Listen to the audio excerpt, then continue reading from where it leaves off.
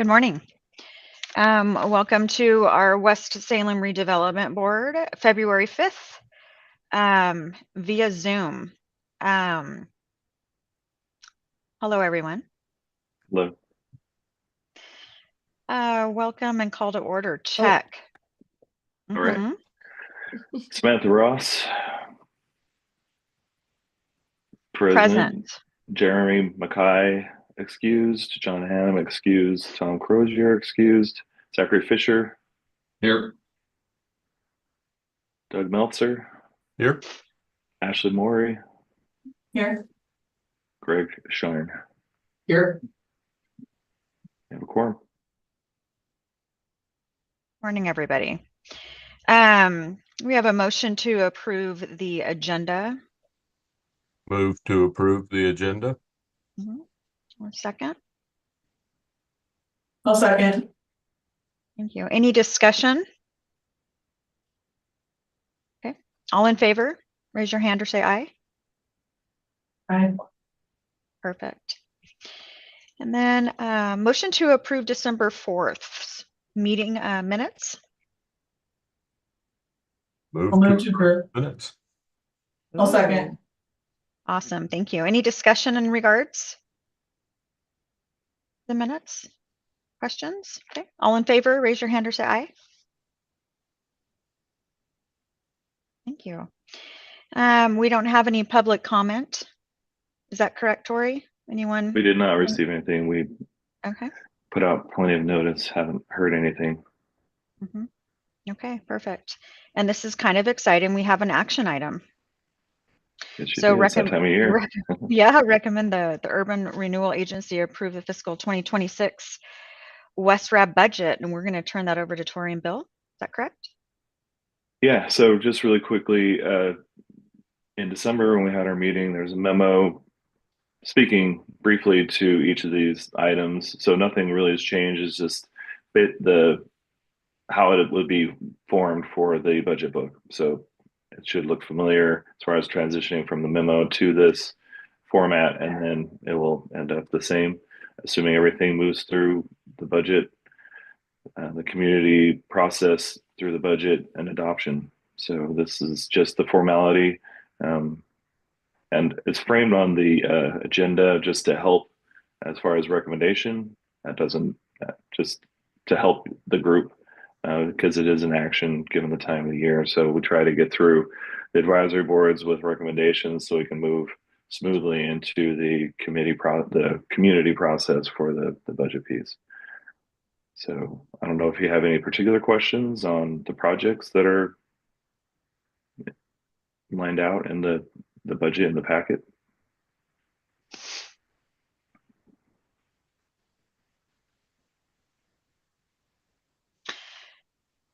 We're looking at the fiscal year 2026 carryover projects, correct, Tori?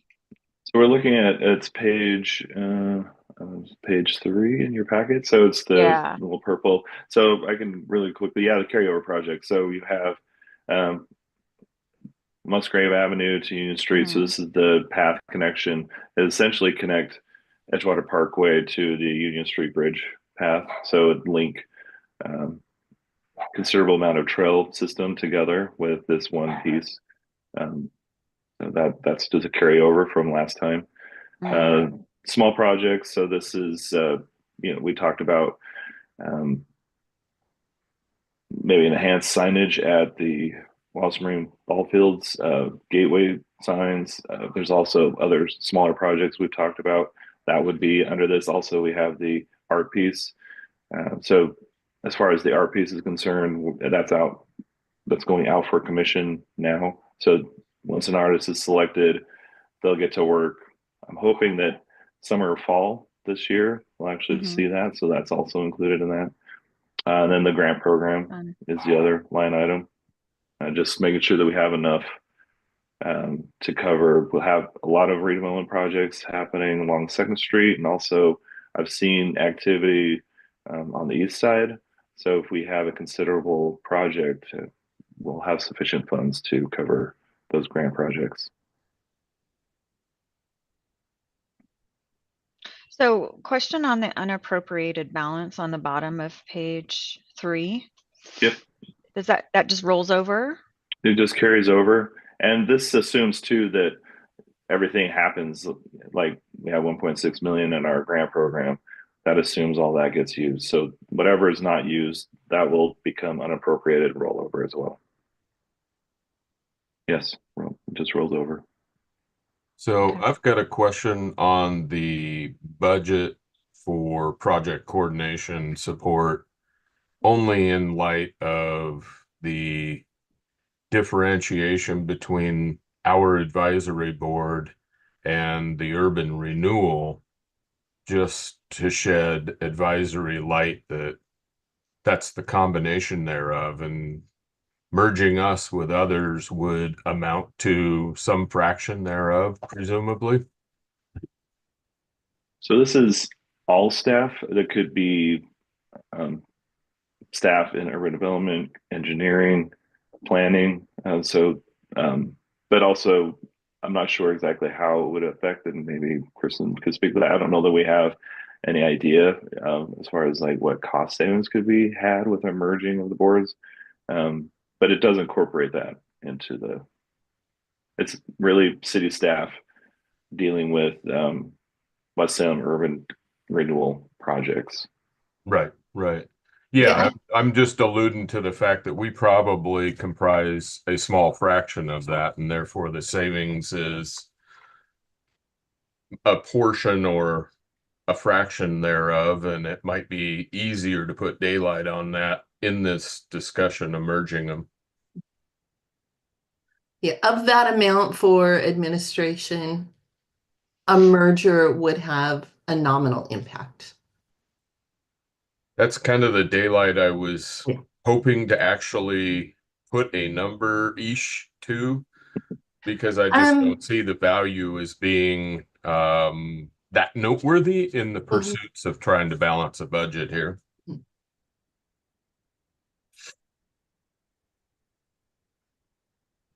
I don't have, we would have to go back and look at the number of staff hours to support each particular meeting. The amount of time spent tracking to see if we have a quorum. And then that's not just the urban development staff that's in that big number. But in terms of the boards and commissions, it's also city manager's office staff. And they handle all of that process for appointments and reviewing applications. So, and I don't think that number is rolled into our number because that that's handled under the city manager's budget. Right. So just Doug, to piggyback off of the project coordination support, this is specific to West Rab, obviously, correct? Yes, the numbers that you're seeing in the budget are just West Rab's, the West Salem Urban Renewal Area budget. So we're going through the similar process with the other The others. renewal advisory boards. Yeah, I think Doug brings up a great point going into the next topic, which is the merger. That's the point. So, yeah. Yeah, that savings is going to be a fraction thereof. For argument's sake, call it 10, 20, 25, 30% of that number. Mm. And so it just sheds a little light that the merger is fractional. And I'll speak to that more when we get to that agenda topic. Perfect. I appreciate that. Mhm. That's all that I had. If you don't have any other questions, that would be an action item on your guys' part.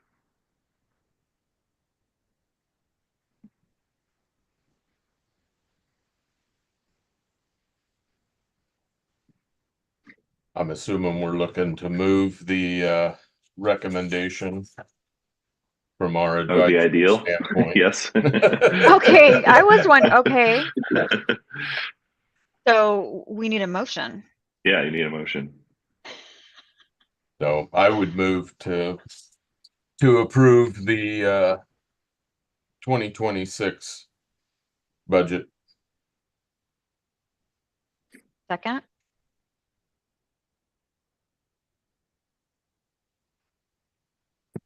I'll second. Any discussion? All in favor, say aye or give a whoop whoop. Aye. Aye. Aye. Perfect. All right. Thank you. Thank you, Tori.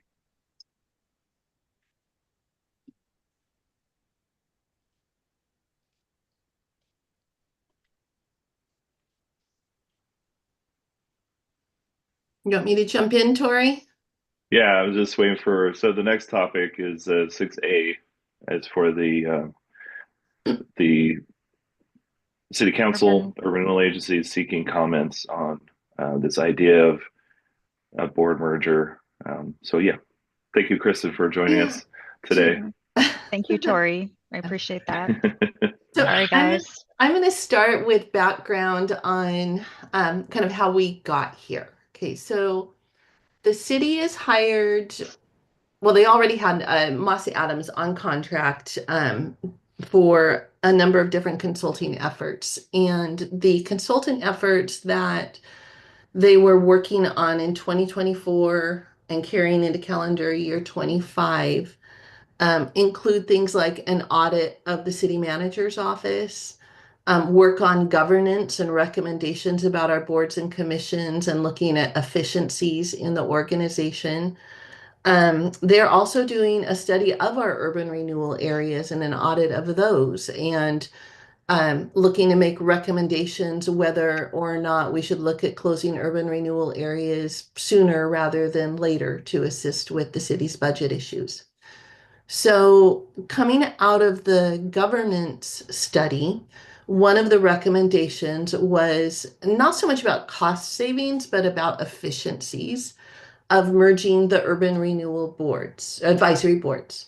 So we have the three, and of those, the West Salem and the North Gateway urban renewal areas are getting really close to reaching maximum indebtedness. So within the next 3 years for those two boards, we're going to be reaching maximum indebtedness and moving towards closure. Okay. So with that, and the the Downtown Advisory Board has a much higher level of maximum indebtedness. It was created in the 70s. It was created back when the way of setting maximum indebtedness was to just pick a really big number, 200 million, 300 million, and use that as your maximum indebtedness. So that's the way that urban renewal worked in Portland, in Salem, in Eugene, so in our first communities that established it. And then over time, as other affected taxing districts started realizing that these urban renewal areas were going on and on and on and on indefinitely, we changed statute to limit the amount of maximum indebtedness that you can have and tie it to things like the underlying value in the land assessed valuation at the time that the urban renewal area is established. And to go above a certain amount, then it would require approval from the other affected taxing districts. Anyway, so that background is just mentioned to point out the difference between our downtown one, which could go on for a very long time given the amount of maximum indebtedness, and others that we have in the community that have, 21,000, 26,000, in maximum indebtedness, and that we're reaching our limits sooner for those. West Salem is one of those. North Gateway is one of the older ones. And we completed a substantial amendment to that one, just I think back before the pandemic. And that gave us more money and a few more years of life, but we're reaching that as well. So looking forward to these closures, and then also noting that the boards and commission appointment process stays busy with the churn and the vacancies and struggles to find people to fill positions on some of these advisory boards, and that there can be challenges with achieving quorums, and that staff then spends a lot of time contacting people to see if they're available, if they're going to be able to attend the meeting, and then providing support for multiple meetings. the recommendation was made to combine them into three, or take the three and combine into one, knowing that in a few years, two of these boards will be going away anyway, knowing that we're looking at creating new urban renewal areas in other parts of the community. We've got one in process in the North Waterfront area. There's been interest from community members and council members in looking at creating new urban renewal areas out on Lancaster, along Mission, along State Street. There may be other areas that come up. There's some thoughts that are about urban renewal areas that are going into our housing production strategy. And so with that, and because we would be looking at new uses of this tool throughout the city, would it be more efficient and make more sense to have a broader representation on one advisory board? So just some additional background on the efficiency versus cost savings part of it. Things that they're looking at is they're studying all of this. I'll take Melissa for an example. We used to have two people that provided staff support for our advisory boards, and that workload was split up.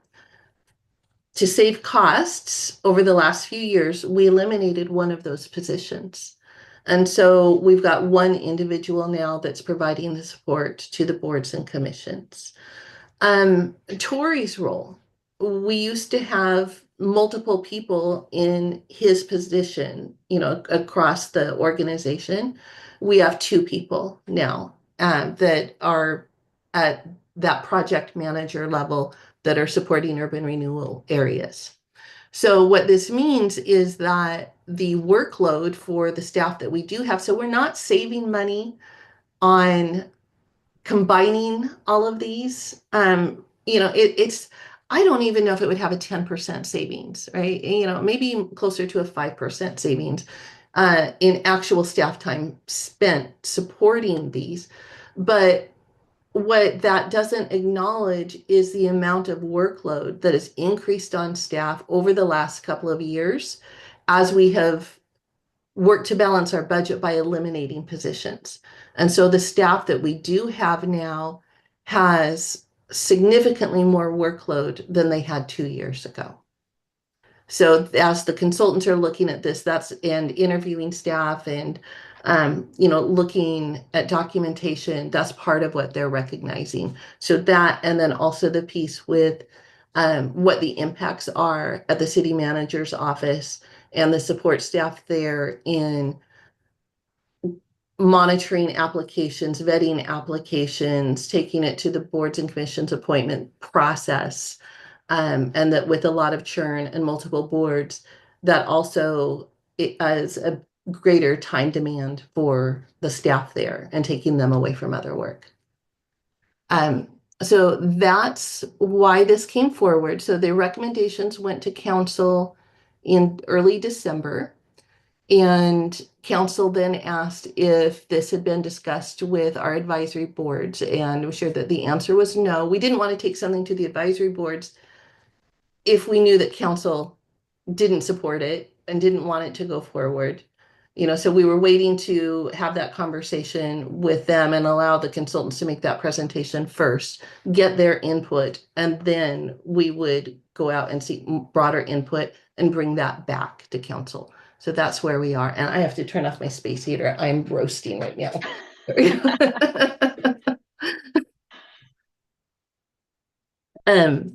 So any questions about that?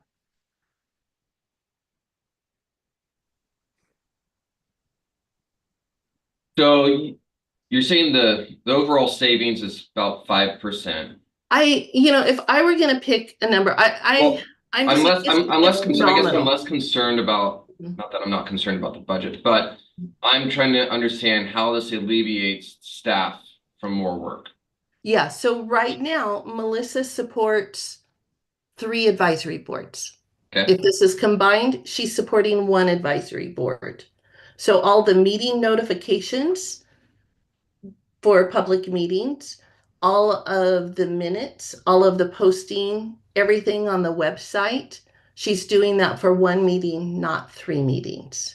All of the phone calls to members or emails, to make sure that we have a quorum, and putting together agenda items. All of that is occurring for one rather than three. So that's where a lot of the time savings for the urban development staff is. Then there's on the other side, at the city manager's office for the staff, the mayor's assistant that handles all of the paperwork for boards and commissions. She would be working to fill seats for one board, not three boards. How Right, many so seats? tracking applications for one. How many seats would the new board have? Mhm. The recommendation is 12 to 15 seats. 12 seats. I mean, how many seats are on our board right now? We have a lot that You're are, supposed to have 11, so this kind of goes back to the vacancies. We've had a few that are just harder to fill. We have downtown position representation that is sometimes hard to fill, and then we have a resident that has to come from the urban renewal area. Those two are typically the harder. We have an at-large. Those ones are pretty simple. I think that one will probably be filled, but there's always, just in general, I think guess, that and people then are spread thin. Yeah. Of these 12 to 14 seats, there's designated seats per area? Is that how you plan it? Right. Okay. right, so that's, the structure would be, there would be people from each existing advisory boards. We have multiple urban renewal areas that do not have advisory boards. Only the ones that where we've got active grant programs Okay. have advisory boards. I guess, is the so- staff able to comment on, can Melissa comment on this? She can. Melissa's also very new with the organization. So All right, or Tori, yeah. I guess I feel like we're here to make a recommendation for these individuals, and I'd like to hear from them. They're the ones doing it every day.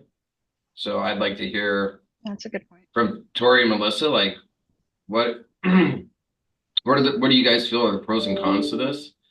Yeah, I'm happy to go first. I don't know if Melissa has enough context yet, other than she's having to juggle all these. She probably does have. I think it'd probably be good to hear from her as a new person trying to juggle, managing his meetings and putting them to YouTube and everything. So it'd be good information. As far as I've heard both sides. I get both. I think on one hand, merged board would be, it'd be simple. I understand too, where, if you have 3 or 4 members on the board per area, I get the concern that they are going to be on there. They're focused on West Salem, and they're not going to know maybe as much as downtown. But at the same time, it pulls them into downtown, so they know more. So I see it as kind of both. I understand the concerns that maybe there's not the representation. Obviously, there's not when you have potentially 10 to 11 members in one area that you would if you had 3 or 4 on a merged board. I get that. But at the same time, it's kind of unifying. It's not that you're separate districts. You pull everything together. You talk about it as an advisory to their renewal agency, and I think it kind of goes both ways. For me, I do a lot of follow up mostly. Like this morning, my fear was that people were going to show up at the office. We're trying to be accommodating because I wasn't sure how bad the weather was going to be. So I was scrambling more than usual to make sure that everyone is going to be wherever they're comfortable to go virtual and not have to deal with the weather. So I was scrambling a little bit more this morning. That's not typical. So other than just making sure that things are communicated in the meeting, I don't really have as much a role leading up to the meeting as Melissa does to make sure that you have a quorum. So I'd be interested to hear Melissa's thoughts, since she's new and having to do all that, what she thinks it would be as a benefit or a con. Good morning. All right, thanks. Well, I appreciate the opportunity to, can you hear me? Yeah. To speak and to share with you guys. I do only have a couple of months worth of context here serving the urban renewal boards, but I do have a lot of experience serving nonprofit boards that are representative of, development areas in my previous life in the private sector. And I would just say even one less board is significantly less juggling from the admin perspective, just because there's a lot of names and relationships to establish, learn, and maintain. And getting to know how to interact with each one of those individuals does take some time and some mastery. And so even though these are small interactions that don't take a lot of time in and of themselves, they do add up, especially if you have 3 boards, multiplied by 8 to 10 people, that's 30 new relationships that has been quite the onslaught for me. It's not unmanageable because I'm accustomed to this work, but I can understand why it's been difficult to recruit for this position because it is a pretty specialized skill set. I think that it would be a considerable benefit to merge all of the boards, not just in the diminished workload, but also I think it would be unifying. And the concerns about underrepresentation, I think, can be overcome easily if the board is committed as a whole to your objectives. And if as a whole you've identified underserved areas or places that need more attention because they're not being represented appropriately on the board, then as a group you can focus your efforts there. It's really just about the group's commitment, not necessarily about who comprises the group, at least in my opinion. So thanks. So we have met with the Downtown Advisory Board already. And Tori, do you want to share their feedback, their comments? Sure. I think it's similar to what I've heard individually when I've met with you guys is that basically what I heard is they're not interested. They feel like each area is very unique and specific, and it takes a lot to you guys are busy too. So your volunteers on a monthly basis, if it happens monthly, you have to delve into the details of a renewal plan, the projects. It takes a lot. So, and downtown, they feel that way. They're very specific in what they've been doing. They're accustomed to it. They have their commitment to downtown. So what I heard from that group is so we're not really seeking a recommendation right here. We're just taking comments back. That was really the direction that we got. I mean, it's your meeting. If you want to take action, you could do that. My understanding from them is their preference was to keep it as it is. I mean, if you have, these boards that are going to go away anyway, downtown staying around, why merge it when it's going to be downtown? And we don't know what the shape of the new or renewal area is going to take. So the quote that was my takeaway from that meeting was, "This makes a lot of sense, and I don't want to do it."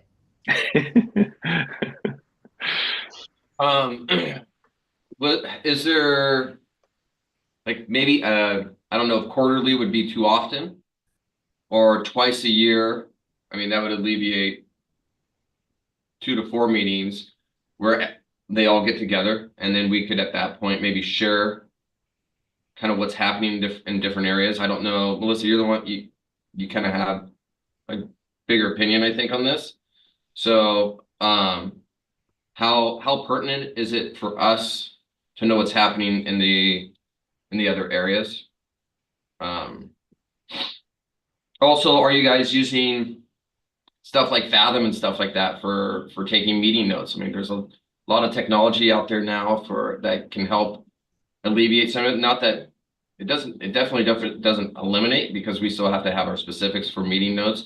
But as far as you having to catch every word that we're saying, this would allow you to utilize those notes that it takes from the meeting and then go back through it to create your, how can we use technology to alleviate some of the staff work as well?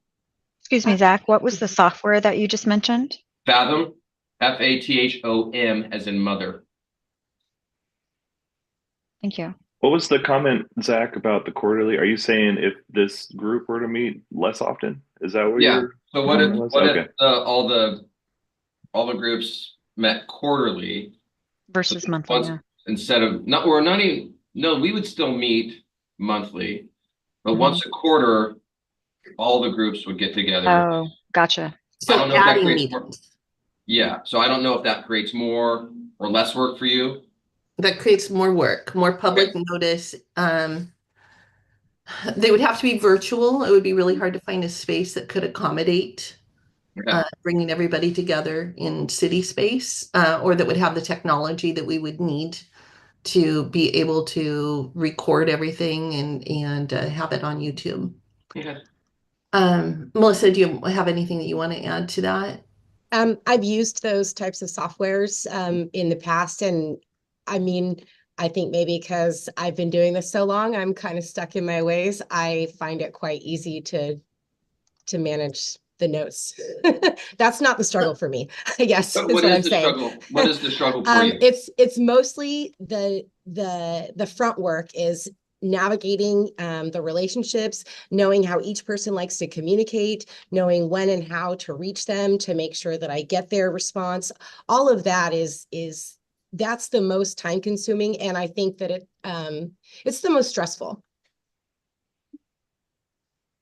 In terms of the technology, I think those are good ideas. The challenge there is that we're a governmental agency, and all of that is going to have to go through a process through IT, be vetted. I'll tell you, I just went through personally, you know, Tori's laughing at me, had my own little IT nightmare. Are you guys familiar with Otter AI? It's connected with Microsoft and it does the same thing, the note-taking tools. So I got a request from another person on city staff to accept notes from them through Otter AI. So it appears to, you know, to be a part of the package that we have through Microsoft. So I accepted this to connect with him and his notes. And Otter AI then would start to try to automatically join any meeting on my calendar on my behalf. So it's trying to join city council meetings. It was very alarming to the IT staff. That's something very loud outside my window here. Very alarming. That I tried joining a leadership team meeting, multiple meetings all within one day. I could not get it off of my system. I had to have our IT folks kind of do a deep dive in. It created an account for me that I didn't create. So our IT department is very, very, very cautious, you know, about any tools like this. So unless it's something that they are introducing and they have thoroughly vetted, it's going to be a no-go. Or it's going to end up like my situation where it's going to take their times and resources to undo it, and it's going to try to join every meeting, and it was sending out requests to people in my contacts. It was pretty crazy. All right. That answers that. Thanks, Zach. Great questions. I like the idea how long- of Go go ahead. I like the idea of keeping it the same. I love personally hearing what other areas are doing. So having that quarterly, everyone together, I think would benefit. Just my say. So my concern is probably been voiced, and I think it's actually similar to many others, is we really don't know much about downtown. We don't know much about Northgate. A quarterly or some introduction would be valuable and enlightening.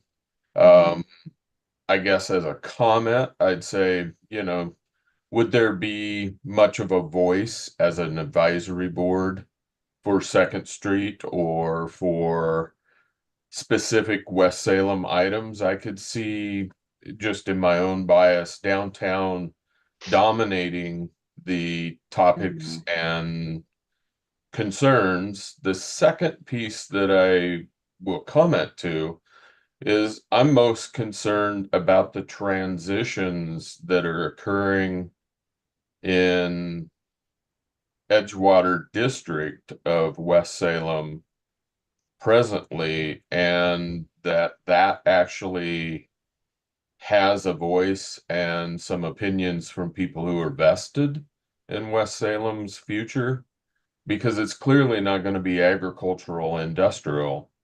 And yet it's kind of a second sister to broader needs in the community. So those are my two thoughts on it for what it's worth.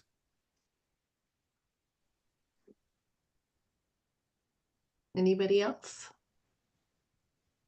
I just share the same concerns.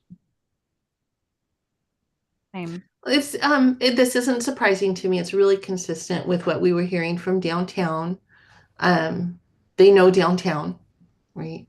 Um, I think, we've got within the two other boards that we have, about 2 years of life left in those boards, before they're unwound anyway. And then, moving forward as new urban renewal areas are, as we're moving to establish those, the feedback from the Downtown Advisory Board is, could we create sort of an ad hoc advisory group that was limited in duration, that just focused on where next urban renewal areas would go and not be a standing board? So there are other options to seek that kind of input. And that board could have representatives from our existing urban renewal boards that have an understanding of how it all works.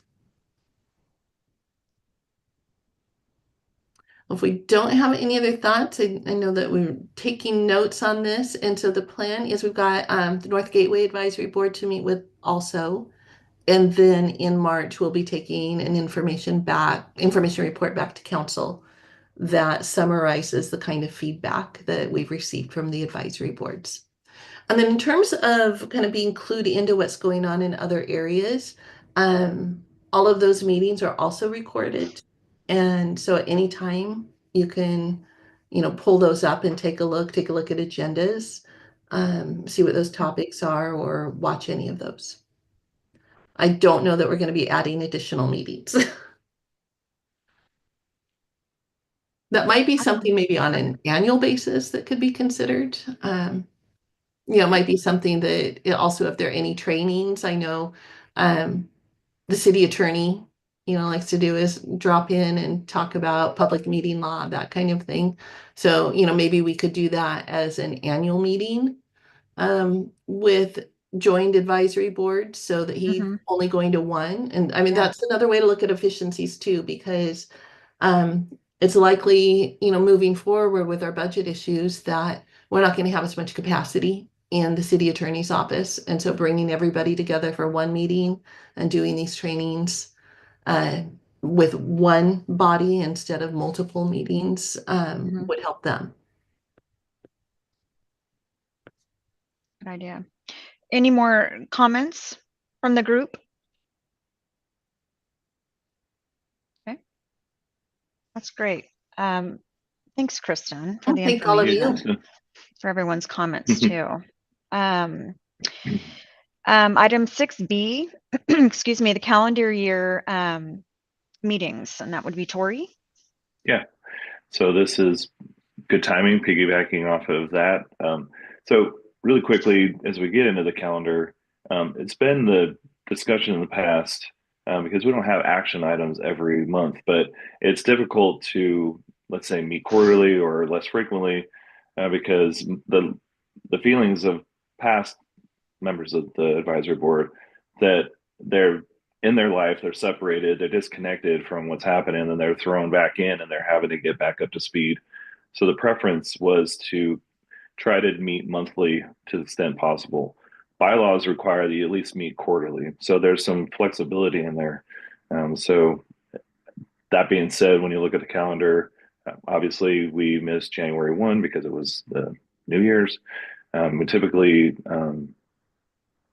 don't have meetings in July because it's close to the 4th, but we try to have meetings all the other months. So as you look at that, as we go through some of the things that we typically talk about or that we tend to visit in this calendar year, if there are other dates or other topics, let me know. So again, those are typically the two meetings that are canceled on the year. As far as background, there's a renewal plan, the advisory board bylaws, or the action plan as far as what help as far as structure, but the focus is for the group as advisory to the renewal agency. The budget is the main driving action. So we had our initial conversation in December. You guys did your action piece today. And then in July, because it's on the fiscal calendar year, is when you guys will meet and pick your chair and vice chair. That's typically that action. I don't really anticipate anything. To Kristen's point, as far as our renewal funds left over, if there's small projects, we have funding for that. There's also been kind of policy discussions around redevelopment. If there's a site or a property that isn't going anywhere because of the challenge to develop, that could be something that's in a project in the plan. Identify that and do similar to what's done downtown, where it's acquired by the agency and ready for development, partnered with a private developer, and turned back to private through that process. That's something that can be done in West Salem. It's a matter of where and what the constraints or the challenges would be to develop, and if there's enough funding to do the acquisition and do all the work. So it takes some research, but that's something that can be done too.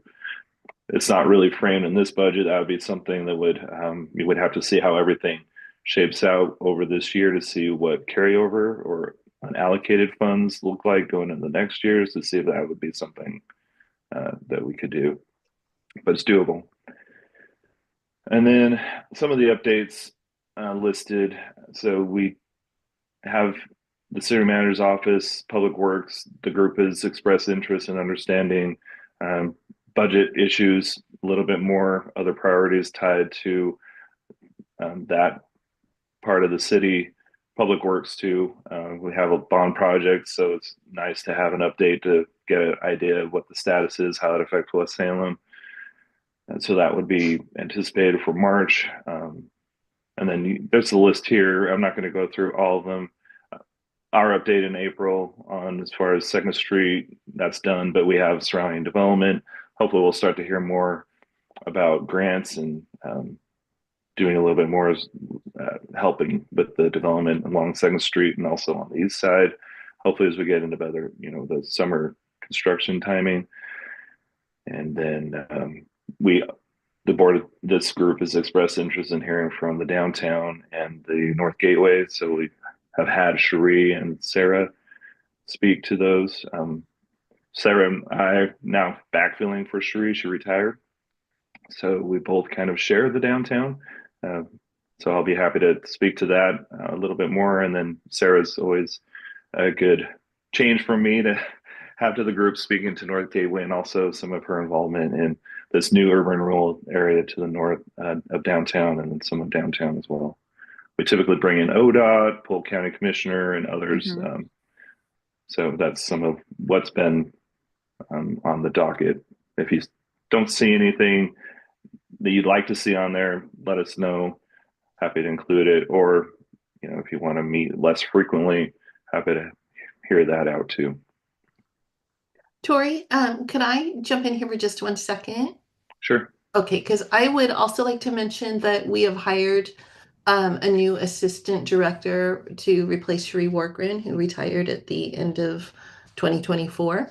Her name is Dana Decline. She was with Prosper Portland for many years, comes to us with a significant amount of urban renewal background, and will be starting with us on the 10th.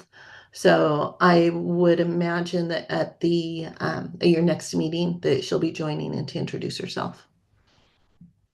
Good.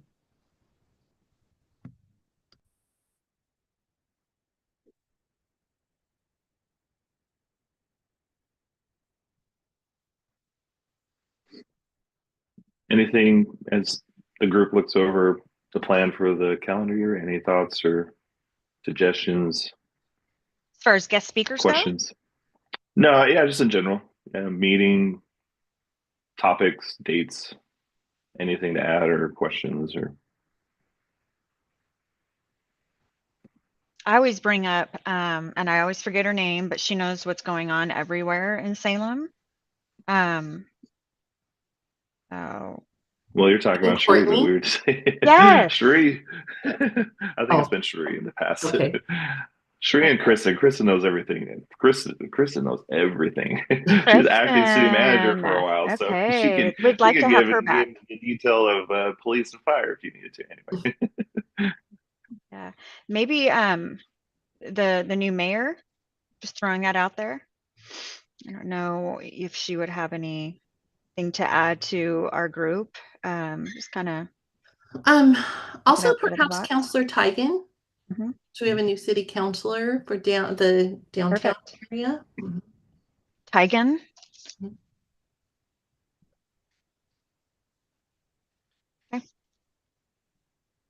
Awesome. Okay. Moving on to 6.c, and that would be me. We've got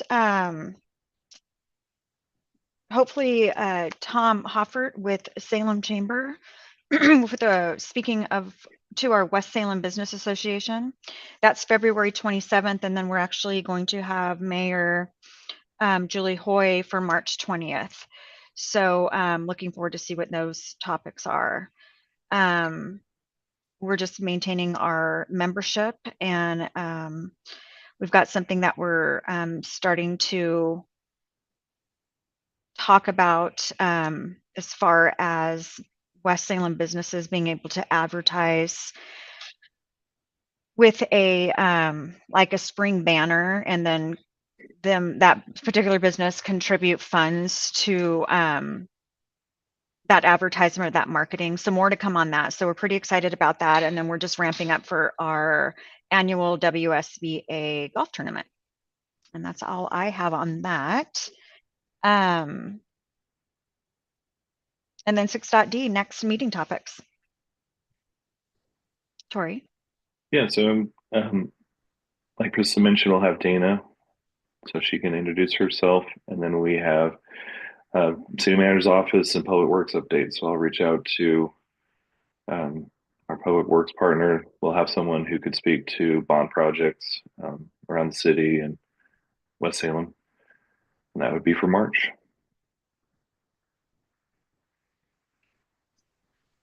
Okay. I'm multitasking. Got staff coming in. So the next meeting is March 5th. Okay. Awesome. Anything else for the good of the group? Board I was going members? to message Doug because it's on the topic of ODOT later on. Because there was a lot of talk around the Center Street Bridge restructuring, where we had this. It sounded like it was not going to be a priority, and all of a sudden it's moving up. But I understand to fiscal year 26. So now they're all of a sudden just slammed and moving forward. So I just wanted to let you know I was going to message you on text because I know we were going back and forth, unsure what the status was, but now there's just a flurry of activity. So I like that idea.